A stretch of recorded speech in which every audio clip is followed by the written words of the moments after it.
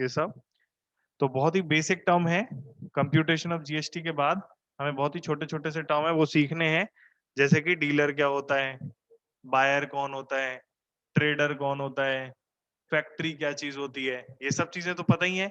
और प्राइस में जो जरूरी है वो वाले प्राइस, जैसे कि कॉस्ट प्राइस क्या होता है, लिस्ट प्राइस क्या होता है, सेलिंग प्राइस क्या होता है। कॉस्ट प्राइस मतलब price at which a trader boys a product.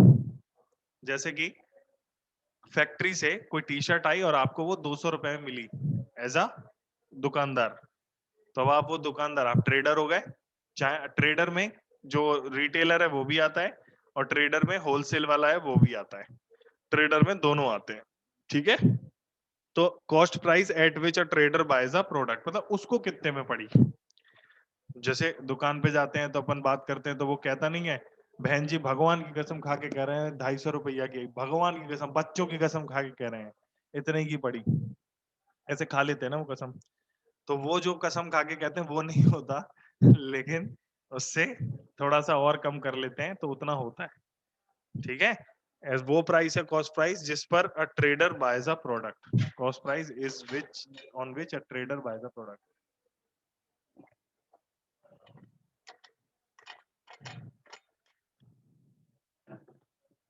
List price, price at which N article is marked. Mark मतलब उसको मार्क करके रखा है, जिसको एमआरपी भी बोलते हैं ना, मैक्सिमम रिटेल प्राइस। वो सबसे लास्ट प्राइस होता है, मैक्सिमम रिटेल प्राइस तो सबसे लास्ट प्राइस होता है। परंतु जैसे ट्रेडर ने 200 रुपए में खरीदी और ये होलसेल वाला ट्रेडर है और उसने लगा दी 210 रुपए में बेचेंगे हम, तो अब जो रिटेलर खरीदेगा वो थोड़ी एमआरपी पे खरीदेगा, एमआरपी पे तो फाइनल कस्टमर खरीदता है ना, वो मैक्सिमम रिटेल प्राइस होता है। समझे, जिसपे हम लोग खरीदते हैं एज अ कंज्यूमर, हम लोग खरीदते हैं उसको मैक्सिमम रिटेल प्राइस कहते हैं। तो market price maximum retail price की तरह ही है, वो वाला मतलब वो फाइनल प्राइस की तरह ही है। वो प्राइस है जो होलसेलर लगाता है, या फिर होलसेलर वाले प्राइस को भी मार्क प्राइस कहते हैं और एमआरपी को भी मार्क्ड प्राइस ही कहते हैं।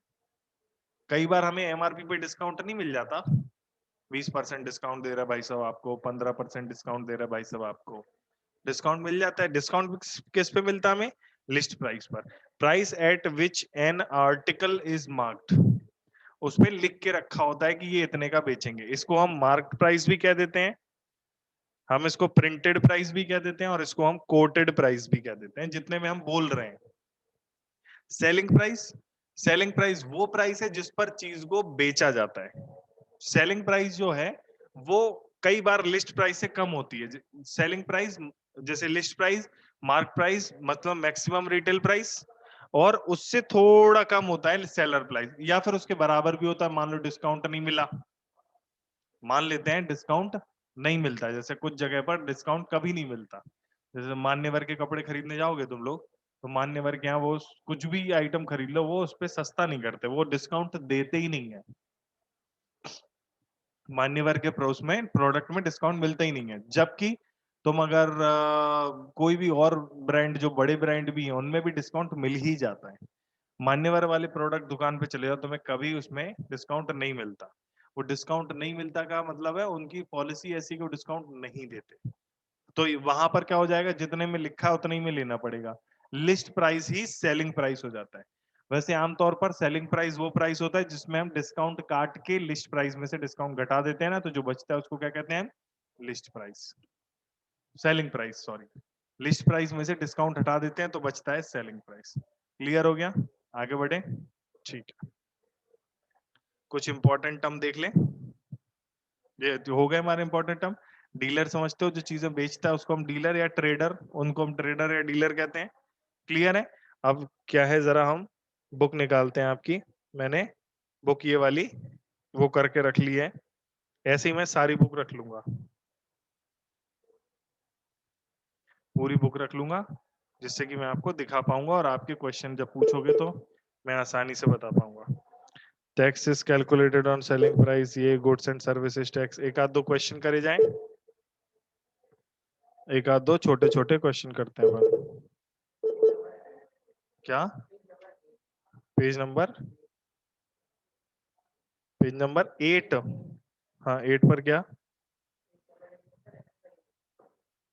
ठीक है एक्सरसाइज तो है, कुछ एग्जाम्पल के भी देखने चाहिए ना। एग्जाम्पल यहाँ से शुरू हो गए। क्वेश्चन पहले ही वाला हमसे कह रहा है dealer in a city buy some goods worth 6000 from the same city if rate of GST is 18%, find how much will the dealer pay for goods bought, कितने में वो किताब उसने वो खरीदी है उतने कितने में। A dealer in a city buys some goods worth 6000 की जो चीजें हैं सेम सिटी में, if rate of GST is 18%, find how much will the dealer pay for the goods bought. तो डीलर कितना पे करेगा उसका गुड्स बॉट का, तो 6000 रुपए उसकी कौन सी प्राइस हो गई, selling price. Direct selling price पे 18% जीएसटी लगेगा, 6000 इंटू, हाँ सेम स्टेट में है तो केवल एसजीएसटी और सीजीएसटी लगेगा। सीजीएसटी तो हमेशा ही लगता है और एसजीएसटी भी हमेशा लगता है, लेकिन वो फिर हो जाता है डेस्टिनेशन स्टेट जीएसटी, जिसको हम लोग इंटीग्रेटेड जीएसटी भी कहते हैं। तो 18 हो गया, जिक टिक टिक टिक, एक बराबर में एक जीरो, 18 18 76 18 18 पंची 90, 18 सिंह 108, 1080 रुपए क्या लग गया जीएसटी, 1080 लग गया। 1080 के दो हिस्से करो, आधा आधा, 540 किसे दो, स्टेट को, हाँ सीजीएसटी सेंट्रल को पहले दे दिया करो सीजीएसटी, और बचे 540 किसको दे दो। तो अब लेकिन हमें यानी कि डीलर को कितना पे करना पड़ा, 6000 प्लस 1080 यानी कि 7080। क्लियर हो गया, ये बात समझ में आई किस तरीके से सवाल करते हैं। और सवाल लेते हैं आगे। अब ये उसके एग्जाम्पल ही चल रहे हैं, डिस्काउंट भी बता देते हैं हमें कई बार वो कोई लोग क्वेश्चन में। Find the amount of bill for the following inter state, inter state का मतलब दूसरे स्टेट में कौन सा लगता है IGST of services provided by some consultancy agency. Cost of service 2400 रुपए की सर्विस है और 12% जीएसटी लगेगा, ठीक है। 2400 रुपए की सर्विस है, 12%, 1820 की है और कितना 12%, तो ये दोनों ही 12% की स्लैब में आती हैं। और हमें पूछा क्या है, टोटल बिल पूछा है, तो हम इनका अगर लिस्ट बनी है तो एक काम करते हैं इसी लिस्ट में सॉल्व करते हैं। तो 2400 का 12% निकालिए जरा कितना आ रहा है, 2400 इंटू 12/100, जल्दी करो कितना आ रहा है, 12 24 12 36 12 चौके 48, 4 12 दूनी 24 28, 288 रुपीज। तो जो जीएसटी लगेगा वो 288 लगेगा। क्लियर हो गया। अगले वाले में बताइयो, 1820 का 12%, जल्दी बताओ 1820 का 12% कितना आ रहा है,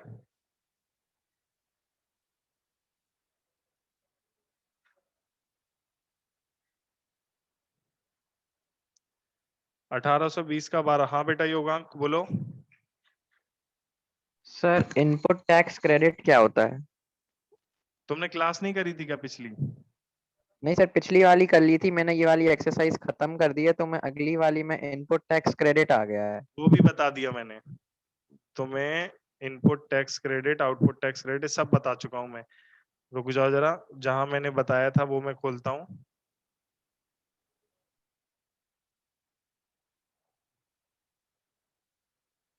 अच्छा यहाँ अगर तुम ध्यान से देखो तो ये मैंने इनपुट और आउटपुट टैक्स क्रेडिट नहीं बताए, इन आउटपुट टैक्स और इनपुट टैक्स। क्यों योगांक तुम थे कि पिछली क्लास में। हाँ सर, था सर। हाँ तो जैसे तुमने खरीदा है कोई आइटम, तुम ट्रेडर हो और तुमने कोई चीज खरीदी है 200 रुपए में, तो तुम 200 रुपए में ऑलरेडी उसे टैक्स दे करके ही खरीद रहे हो, ठीक है।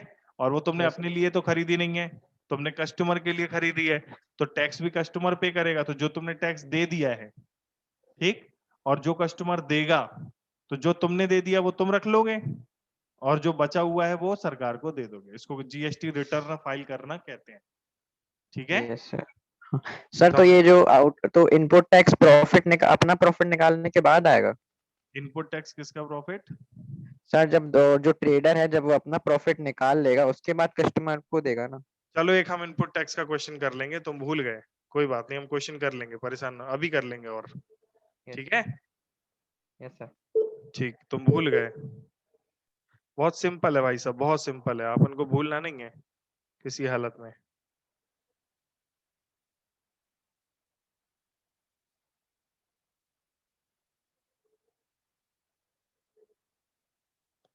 ये है ही इतने ही आसान भाई साहब, सवाल इतने ही इजी हैं। ठीक है, अगला सवाल देखें यहाँ पर। ये एग्जाम्पल एक और, इसको मैं ऐसे इसी में बता दे रहा हूँ, फिर एक्सरसाइज का कोई क्वेश्चन जो तुम लोग पूछोगे वो करूंगा एक्सरसाइज 1 का। तो जैसे यहाँ पर एमआरपी है 125, लेकिन कितने आइटम है 20, तो तुम्हें एक आइटम पे भी देना है, 2 पे भी, 3 पे भी, और 20 के 20 पे भी देना है टैक्स या डिस्काउंट जो भी रहेगा। तो 125 रुपए के 20 आइटम कितने पैसे के पड़े?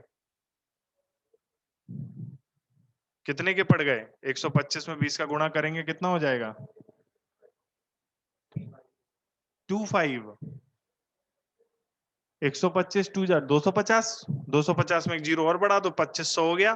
तो टोटल जो यहाँ पर रुपया हुआ वो 2500 हुआ, और 2500 का 12% तुम्हें जीएसटी देना पड़ा। तो जो बिल हुआ वो 2500 और 12% जीएसटी आया, तो जीएसटी 150 रुपए दिया।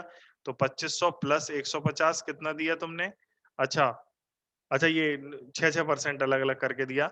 150 सीजीएसटी, 150 एसजीएसटी, तो मिलाकर के 300 दिया। तो 2800 रुपए तुम्हें देने पड़े। 2500 का तो आइटम था, 300 रुपए सरकार ने ले लिए। ठीक है, 2500 के आइटम पे 12% के हिसाब से 300 रुपए सरकार ने ले लिए। ऐसे ही तुम्हें हर आइटम के साथ करना है। आगे पहले 12% है 2 में, फिर 18 है, फिर 28 और फिर से 18 है। तो आपको पहले तो वो आइटम जो है, टोटल नंबर ऑफ आइटम्स के सारे के वो लगाओगे तुम, पैसे कितने के आ रहे हैं, फिर पूरे पे कर लो। एक एक करके करने का क्या मतलब है जब तुम इकट्ठे पे कर सकते हो, तो है ना। समझ गए? मैं इसको सवाल को करा नहीं रहा हूं, अब एक्सरसाइज में पूछो कौन सा पूछना है।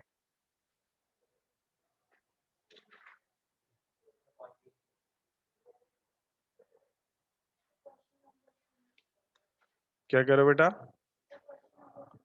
क्वेश्चन नंबर फर्स्ट एक्सरसाइज में 3 नंबर क्वेश्चन। ठीक है, तो ये सर्विस का बिल है, सर्विस का बिल है, 5500 रुपए की सर्विस है, 30% उन्होंने डिस्काउंट दे दिया। 30% डिस्काउंट करने के बाद कितना आ रहा है? 5500, 70% पैसे ही देना पड़ा तुम्हें। तो 5500 का 70% यानी कि 0.70, 5500 का 70% कितना आ रहा है? निकालना जरा। 5500 का 70% है, पक्का? तो 5500 का 30% आया 3850। 6200 का 40% बताओ। तो किया तो इसमें आया 3850, और यहां पर आया 3750, और यहां पर आया है, यहां पर आया, और यहां पर आया 2100। तो इसमें ये जो था ये मार्केट प्राइस था, रिपेयरिंग कॉस्ट जो है ये मार्केट प्राइस है, और ये जो आइटम है ये सेलिंग प्राइस है। अब जो जीएसटी लगेगा वो तो सेलिंग पे ही लगेगा ना, मार्केट से क्या मतलब? जीएसटी जितना दोगे, जितना पैसा खर्च करोगे उतने पे जीएसटी लगेगा, जितना खर्च करने वाले थे उस पर थोड़ी। खर्च करोगे इस पे तो कितना परसेंट? Rate of GST 18%। 18% है, तो एक काम करो सबको जोड़ दो और इकट्ठा 18% निकाल दो। जोड़ दो सबको, कितना आ रहा है? 18,820, और इसका 18% किया तो कितना आ रहा है?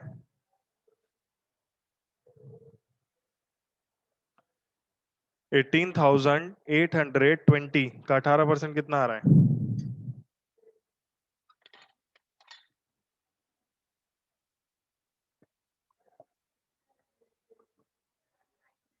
हम्म, 79। चलो मैं कर दूं, पॉइंट लगा दें इधर, 1 0 से 1 0 कट गया, 1 0 हटाया, इधर पॉइंट लगाया, 18 36, 36 की 6 पावर 3, 18 अट्ठे 3387.6, हाँ 3387.6। तो ये जीएसटी लग गया इस टोटल पे, तो टोटल बिल था 18820, उसमें 3387.6 और जोड़ दिया, है ना? तो टोटल बिल 18820 प्लस 3387.6, 6 7 8 और 2 10, 8 और 3 12, 8 और 3 12 और एक और एक 2, 220, 22,207 रुपए 6 पैसा। 6 पैसा कुछ नहीं होता, 60 पैसा होता है, ठीक है? 22 20 7.60। अभी नहीं आया क्या समझ में? क्या नहीं आया था तुम्हें? करा ऐसे ही था, कैलकुलेशन ही गलत होगी और क्या है। कैलकुलेशन गलत हो जाए तो हाथ से दोबारा किया करो, कैलकुलेटर का सहारा लेके ट्राई नहीं किया करो, ठीक है? कैलकुलेटर का सहारा मत लिया करो कभी।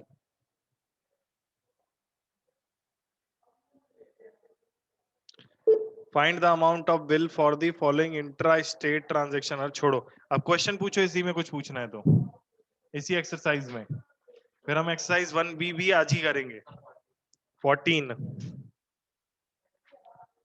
तुम देख रहे हो, तुमने नहीं किया कृष्णा, कितना नुकसान हो गया तुम्हारा।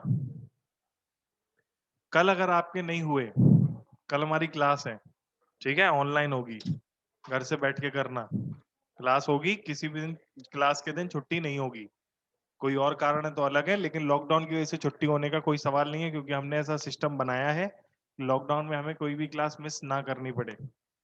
जिसमें आ सकते हो सो आ जाओ, जिसमें नहीं आ सकते हो सो क्लास घर से करो। हाँ, तुम आओगे, तुम कल तो नहीं आओगे, लेकिन जब लॉकडाउन नहीं रहेगा तो तुम आओगे। तुम्हारे लिए कोई नई नई वाला ऑप्शन नहीं है, तुम्हें आना ही पड़ेगा। कल तुम्हारी अगर एक्सरसाइज मेरे तक नहीं आई, फोटो खींच के चाहिए मुझे, सॉल्व करी कर कहाँ किया तुमने सॉल्व। कल अगर नहीं आई, परसों के तुम पहले तो क्लास में नहीं बैठोगे, दूसरा तुम्हें घर पे बोल के बोल देंगे कि इस बालक को हम नहीं पढ़ा पाएंगे, ठीक है? परफॉर्मेंस तुम अगर खराब हुआ तो हम पे बहुत बड़ा धब्बा लगेगा, क्योंकि 9th भी मैंने ही पढ़ाया, हम लोगों ने पढ़ाया, और 10th भी हम ही लोग पढ़ा रहे हैं। बहुत बुरा हो जाएगा हम लोगों के साथ कि हमने 9 10 पढ़ाया और बालक जो है बताओ आज टिकिया बेच रहा है।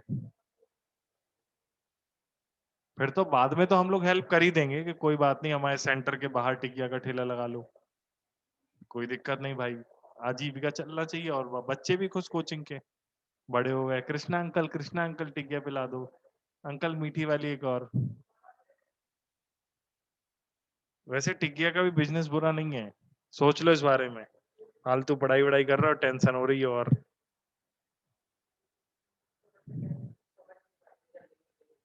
तू गधा है, समझ नहीं देती किसी चीज को। अरे भाई करेगा ही नहीं तो ये फालतू की बात तो करेगा ही, जब क्वेश्चन ही तूने एक क्वेश्चन नहीं लगाया और कह रहा है कि क्या, पता नहीं, खोल लो पंखा खोल लो। समझ गया, एक क्वेश्चन तो करेगा तब तो पता चलेगा तेरे को आया कि नहीं आया। एक भी नहीं करेगा, एक भी नहीं करेगा। चेस खेला कभी? चेस, चेस में पहली चाल के बाद पता चल जाता है क्या कि हम हारेंगे या जीतेंगे? कब पता चलता है? जब खेलते हैं, हर चाल के बाद नए इंप्रूवमेंट होते हैं, देर आर ऑलवेज चांसेस कि कुछ अच्छा हो जाए कुछ बुरा हो जाए, तो फिर हाँ। तो भाई साहब क्वेश्चन नंबर 14 हमसे कह रहा है, mister Malik went on a tour to Goa, he took a room in a hotel for 2 days at a rate of 55 नहीं 5,000। ये इसका मार्केट प्राइस हो गया, इसका रेट 5,000 था ना, market price of 2 days at a rate of 5,000 per day. On the same day, his friend John also joined him. Hotel provides did an extra bedding charges 1,000। ये extra charge लग गया 5,000, तो अब मार्क प्राइस हो गया 6,000। कितना हो गया 6000। 5000 वाला रूम था, 1000 और लग गया, 6000 रुपए हो गया mark price per day for the bed. How much GST at the rate of 28% is charge by the hotel the bill for mister Malik for both the days. दोनों दिन के लिए सेम डे पे आ गया था वो, दोनों दिन साथ रहे। 12000 मार्क प्राइस कितना हो गया 12000, 12000 हो गया। कोई डिस्काउंट है तो जो मार्क कहाँ है 28% charge by the hotel bill, 28% तो जीएसटी है ना। कोई उसमें वो है क्या, रूम के अलावा उसमें कुछ और है क्या, नहीं है। मतलब कुछ डिस्काउंट फिस्काउंट दिया उन्होंने, नहीं दिया। डिस्काउंट नहीं दिया तो जो मार्क प्राइस है वही सेलिंग प्राइस हो गया। सेलिंग प्राइस पे लगता है जीएसटी, जीएसटी 28% है तो 12,000 गुना 28%, ठीक है, जीरो लगा दो। 12 अट्ठे 96, 6 9 12 दूनी 24, 9 33, 3360, ये लग गया क्या जीएसटी। ठीक है, अब सर्विस में इसमें कोई ऐसा नहीं है दूसरे शहर का लफड़ा नहीं है, तो गोवा का है तो वो सीधा सीजीएसटी और एसजीएसटी लगेगा। गोवा के गोवा ही में रह रहा है ना, गो होटल भी गोवा में, सर्विस भी उसमें गोवा में ही दी, तो सीजीएसटी और एसजीएसटी आधा आधा बांट लेंगे राज्य और केंद्र। अब टोटल पैसा कितना पे करना पड़ा 15,360, इसको इसके साथ ऐड करके क्या बन गया 15,360। देख लो यही आंसर है।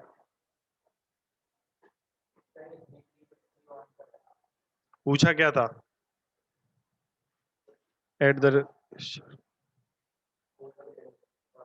हाउ मच जीएसटी, जीएसटी तो पूछा हमें, टोटल बिल थोड़ी पूछा। 3360 आंसर हो गया। ये क्यों नहीं आया था तुम्हें, क्या गलत हो गया था, लैंग्वेज नहीं समझ पाए।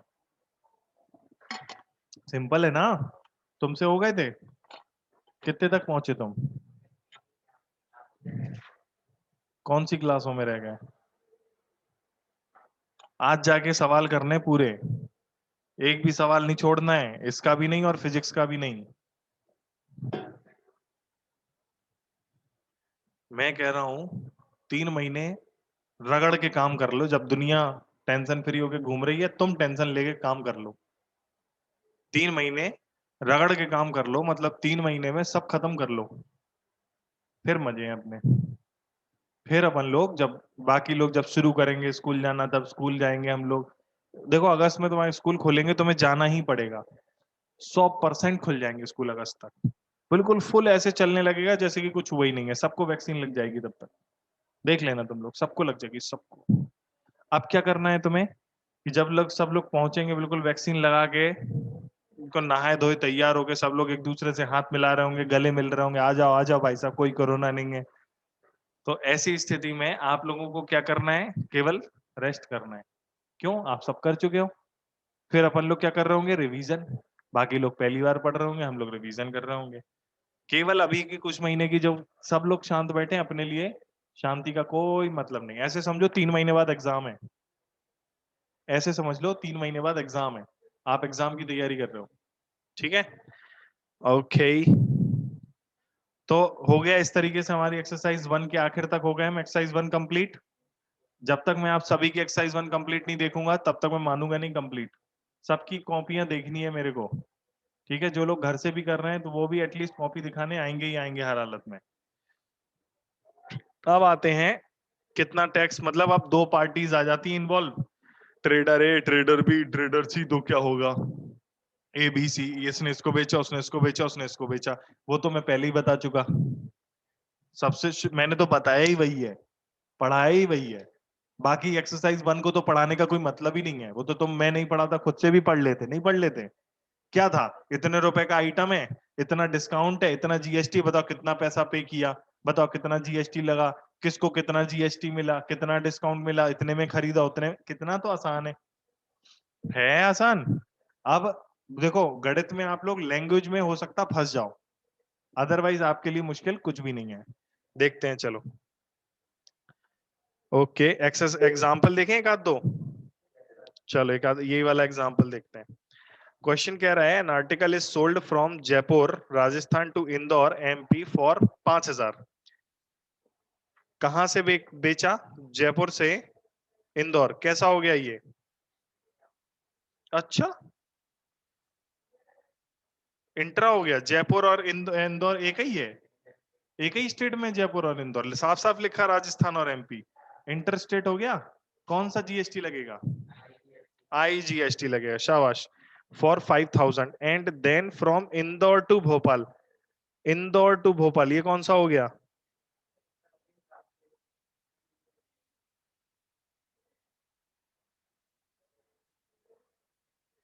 Intra. if the rate of tax under GST system is 18% and profit made by dealer in Indore is 2,000, net GST payable by the dealer, profit इतना है उसको। सवाल करें? ठीक है। तो क्वेश्चन ये इन्होंने क्या कर रखा है, हमें उससे कोई मतलब नहीं है, पूरा छुपा दो। जो भी ये लोग कर रखे हैं ना, कभी भी एग्जाम्पल करो उसको फ्रेश सवाल सवाल की तरह करो। एग्जाम्पल को फ्रेश सवाल की तरह करो।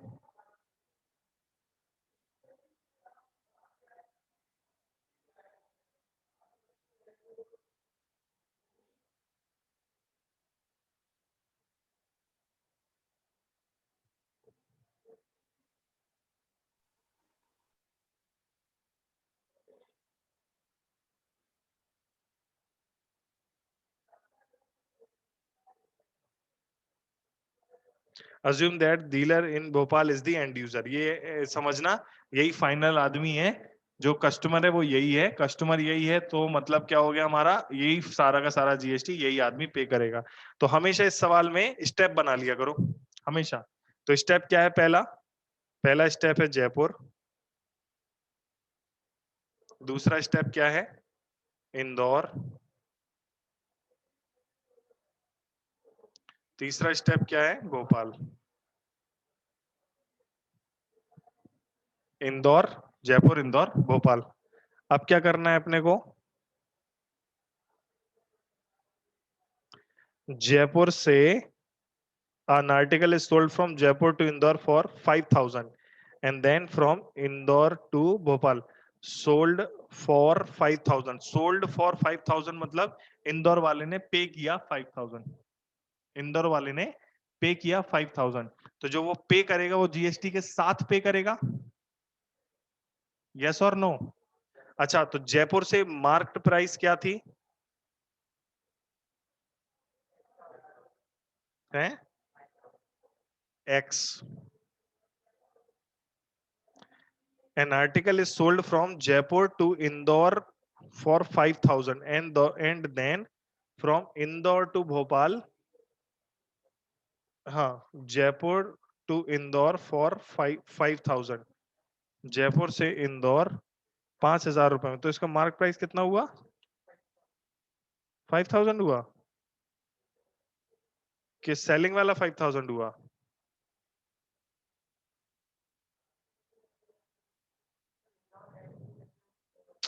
अरे एमपी है वो, ठीक है। फॉर 5,000 जयपुर से इंदौर बेचा 5,000 में ना, तो ये इंदौर बेचा 5,000 में, तो ये जीएसटी के बाद है या जीएसटी के बिना है? मुझे लग रहा है जीएसटी के बिना है। यही मार्क प्राइस है। देखें, हाँ देखो जीएसटी लगाया है फिर इस पे। तो मार्क प्राइस यहां पर हुआ 5,000। समझे क्या कुछ? 5,000 में बेचा नहीं, 5,000 में बेचा तो उस पर जीएसटी लगेगा। ठीक है, 5,000 उसका मार्क प्राइस हो गया। अब मार्क प्राइस पे जीएसटी लगा 18%। 18% जीएसटी लगा, कितना हो गया?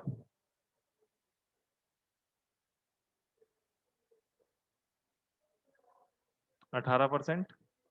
तो 18 पंचे 90, तो कितना हो गया? 900 रुपए। तो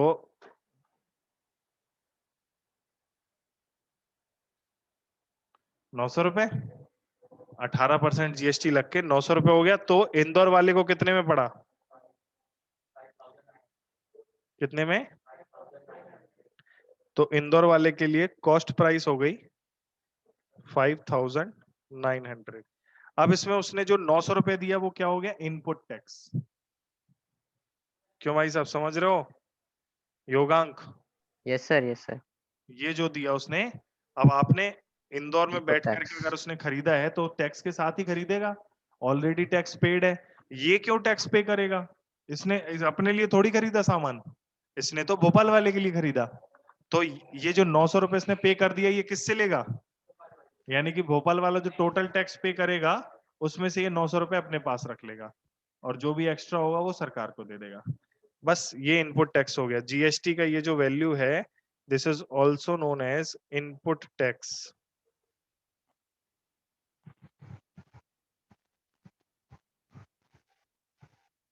स्टेप बना लिया करो हमेशा, आपको कोई गलती होगी ही नहीं।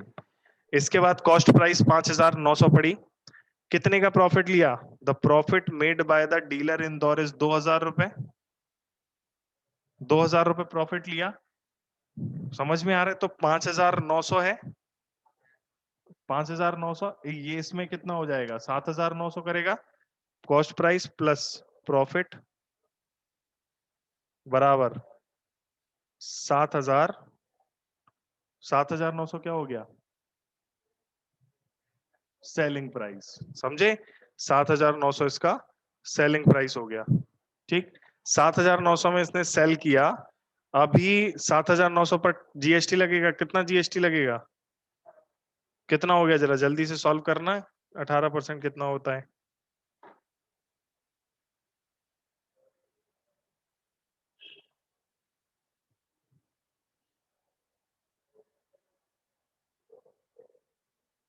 करना जरा जल्दी से, कितना होता है 18%?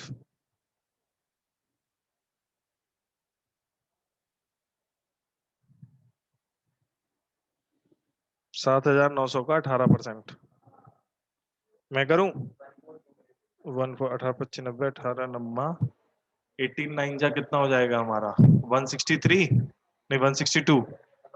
162 हो जाएगा। तो 2 लिया हमने, वो 16 हो गया पावर 6। 18 1422 आ रहा है ना? 18 18 नहीं ज्यादा आएगा। 18 7 जा कितना होता है? 18 18 18 108 18 सत्ते 126। 108 126 सही तो है। 126 में 16 जोड़ा, 26 में 6 32। सही कह रहे हो बेटा, सही कह रहे हो। 1422। तो जीएसटी रुपया हो गया 1422। ये कौन सा जीएसटी है? आउटपुट है।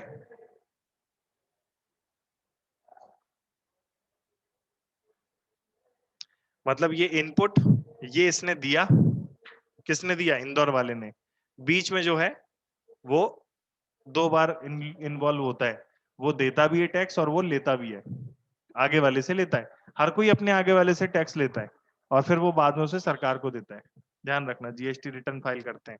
तो इस तरीके से जीएसटी इज इक्वल्स टू 1422 और आउटपुट टैक्स हो गया हमारा इतना। इतना हो गया। अब क्या करना है हमें? भोपाल वाले को कितने का पड़ा?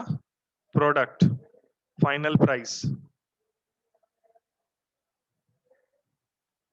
फाइनल प्राइस कितना हो गया बच्चों?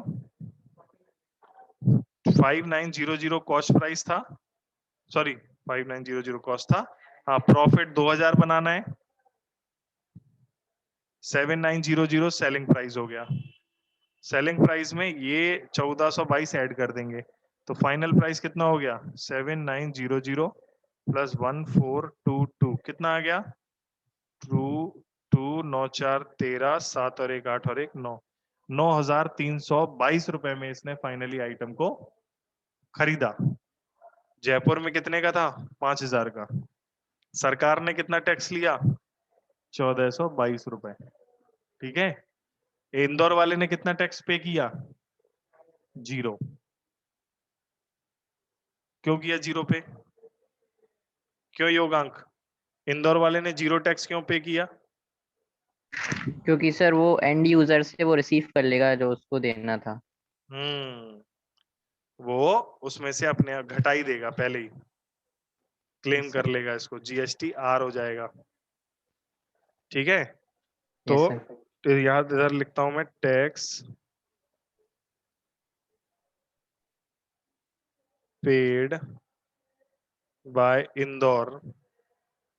इंदौर द्वारा टैक्स टैक्स पेड कितना हो जाएगा, output tax minus input tax, तो 1422 माइनस 900, बचा कितना, 522। ये जो इंदौर वाला है वो केवल अब 522 रुपए सरकार को देगा। क्यों? क्योंकि वो उसने जो पहले 900 रुपए दिए थे वो जयपुर वाला सरकार को देगा। सरकार को जयपुर वाला 900 रुपए देगा, सरकार को इंदौर वाला 522 रुपए देगा, और इस तरीके से जो टोटल 1422 रुपए हैं वो हमारे खर्च हो जाएंगे। हो गया क्लियर अभी? कोई problem, problemo, any problemo, no problemo? Sir answer गलत आ रहा है सर, ये इंदौर वाला। क्या बात कर रहे हो? क्यों यस 360 सर। क्यों आ रहा? क्या कह रहे हो? सर 360 आ रहा है फर्स्ट वाले का आंसर। अलग अलग कर दिया, आधा आधा कर दिया इसको। पूछा क्या है उसने हमसे, पूछा क्या है? Cost price for the net GST payable by the dealer इन इंदौर, बस। तो नेट जीएसटी तो बताएंगे हम तो नेट जीएसटी बताएंगे। आंसर गलत कहां से हो गया? क्या आ रहा आंसर? 360। अपना तो 522 रुपए आ रहा। उधर क्यों देखूं मैं, मेरे पास भी है। तो 630 सीजीएसटी 630, 7000, 5000 और 2000। उसने 5000 रुपए में 2000 जोड़े ना, प्रॉफिट 2000। अच्छा, हमने उस पे भी लगा दिया टैक्स। कॉस्ट प्राइस जो है हमने ये कर दिया यहां पर। ये जो 5900, वो 5900, 900 रुपए तो टैक्स था ना इसमें। कॉस्ट प्राइस भले ही इसके लिए 5900 पड़ी, लेकिन इसको 900 रुपए तो इधर से आगे से मिल ही जाएंगे। ओके, ठीक है। तो 2000 रुपए से प्रॉफिट चाहिए, 5000 रुपए का आइटम था, 2000 रुपए इसने प्रॉफिट लिया। तो अब हम यहाँ 900 रुपए वाले पर भी टैक्स ले लिया हमने, टैक्स पर टैक्स ले लिया, ये गलत कर दिया ना। कुछ कुछ समझ में आया मैंने क्या किया था? हम लोग ने क्या किया, टैक्स पर टैक्स नहीं ले लिया। देखो आइटम कितने का था, 5000 का, प्रॉफिट कितना लगा, 2000, 900 रुपए क्या था, और मैंने इधर 900 रुपए जोड़ दिया था। यानी कि टैक्स पर दोबारा टैक्स ले रहे हैं अपन, ये तो गलत है ना। टैक्स पे टैक्स थोड़ी लगना चाहिए। काय पे टैक्स लगना चाहिए? Value value, addition. Value addition पे टैक्स काय पे लगेगा? वैल्यू एडिशन कितनी हुई यहाँ पर, 2000 रुपए। ठीक है, चलो। तो 7000 रुपए का 18% कितना आ रहा है?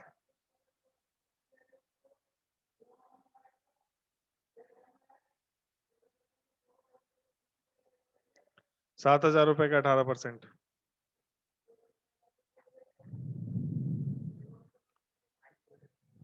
0, 18 सत्ते, 18 पंचे 90, 18 160, 8 सत्ते 126, 1260। 26 होता है, 18 सत्ते 126, 126 के 128, 18 सत्ते 16, 18 108। क्या यार, 1260 हो गया हमारा। तो अब यहां पर जो टैक्स पेड होगा वो 1260 में से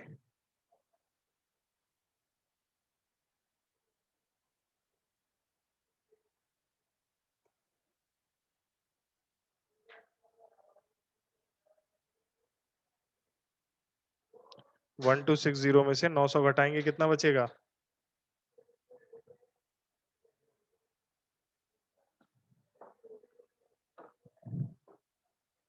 360। क्लियर हो गया? 360 इसने पे किया। तो इसके पास से टोटल कितना गया टैक्स 1260 रुपए। तो अब ये आइटम जो है वो कितने का पड़ गया टोटल, इसको 1260 रुपए, 7000 में 1260 रुपए, 7900 में नहीं जोड़ेंगे अपन, अपन 7000 में जोड़ेंगे 1260 रुपए।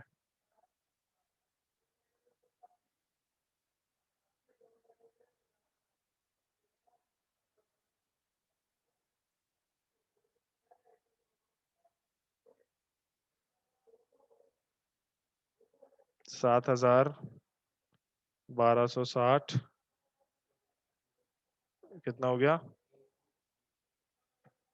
8260। अब सही तो है, हाँ सही एकदम। 360 इसने पे किया, ठीक है। पूछा था cost price for the dealer in Bhopal, dealer को कितने पर पड़ी, डीलर को कितने में पड़ गई है 8260, ये है।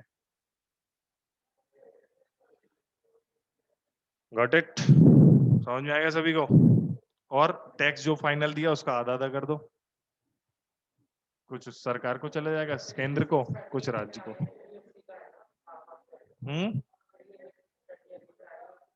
हाँ 1200 उसका ही तो है, 1260 को आधा करोगे तो 630 रुपए ही तो बनेगा, सरकार को जाएगा और कुछ केंद्र को जाएगा, कुछ राज्य को, कुछ आधा राज्य को आधा केंद्र को।